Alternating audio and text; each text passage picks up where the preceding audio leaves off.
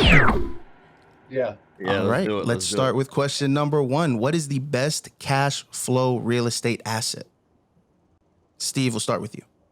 Oh man, I should definitely been more prepared for this. So I think the best cash flowing asset is just single family. You know, I think that there are a lot of different options, but I think with houses, it's more manageable. It's an appreciating asset that you don't have to worry about as many. What's the word I'm looking for?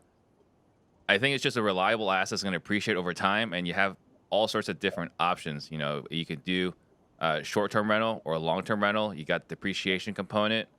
Um, I think for me, all the assets that we own, they're single family. I think they're just easier to rent out. Doesn't matter what's going on with the economy and so on. So I think for me, I think single family properties are the best cash flowing All assets. right, there's your 45 seconds.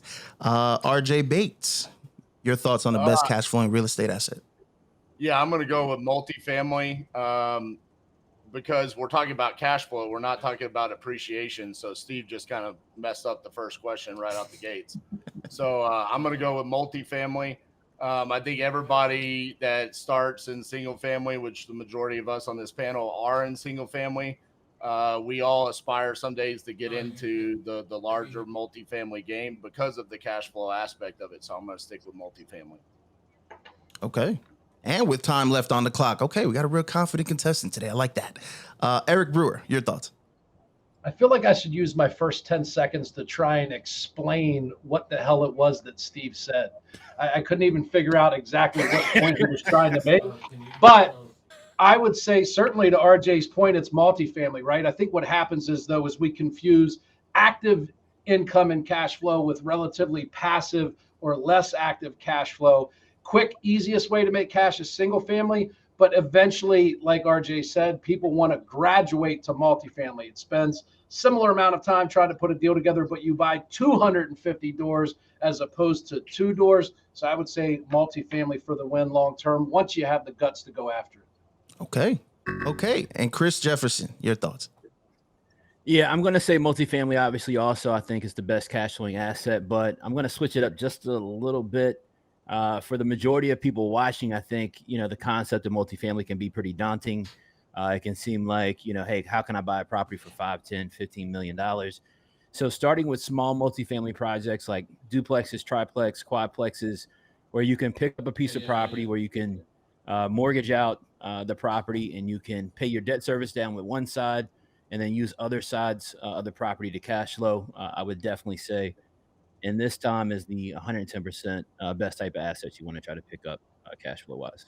Now, Steve, you got attacked pretty early for your relevancy to the question. So I'm just wondering if you have anything to follow up with, considering you've heard everyone. Yeah, I mean, I think multifamily sounds great, right? But I think a lot of the reasons why you get into multifamily is there's a depreciation component. You do the fix and flip where you're trying to stabilize the asset and so on. So I think multifamily is cool, but I don't think you look at single families. You can do short-term rentals. You can do Airbnb. If you're looking at return on time, return on cash, Airbnb is going to be a better ROI. It's just harder to scale than multifamily. So I think it comes down to your preference. Do you want the best possible ROI, or are you trying to get just straight cash flow? So I think that those are the things you got to look at as far as initial rate of return or cash on cash returns. Any thoughts from the rest of the panel on this? Yeah, who is the Tim Brotts and Grant Cardone of single family cash flowing assets, Steve? There's a guy in my neck of the woods, Zach Keeps. He's got a couple hundred assets, and he's doing really, really well.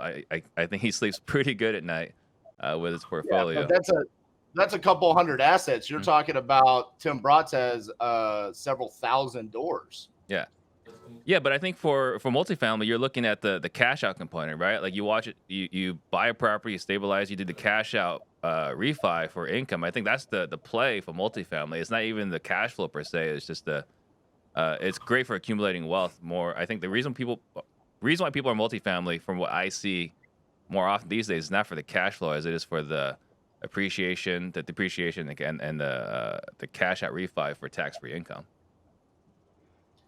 So the other thing on CJ's point, real quick, CJ, I'll let you go because I already talked a lot. But one of the things I was going to say is You talked about the ease of access getting in with duplex and triplex.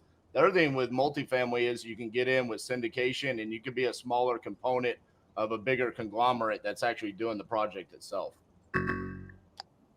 Yeah, it's funny you just said that, man. We got to start controlling the deal with multifamily. Even if you're syndicating the deal, keeping a small percentage, getting a 1, 2, 3 point asset management fee, can go a long ways for sure, man. I think multifamily is where it's at. All right, and we're gonna call that round one. The voting update is in, and congrats to Chris Jefferson. 63% of the votes. You are round one's winner.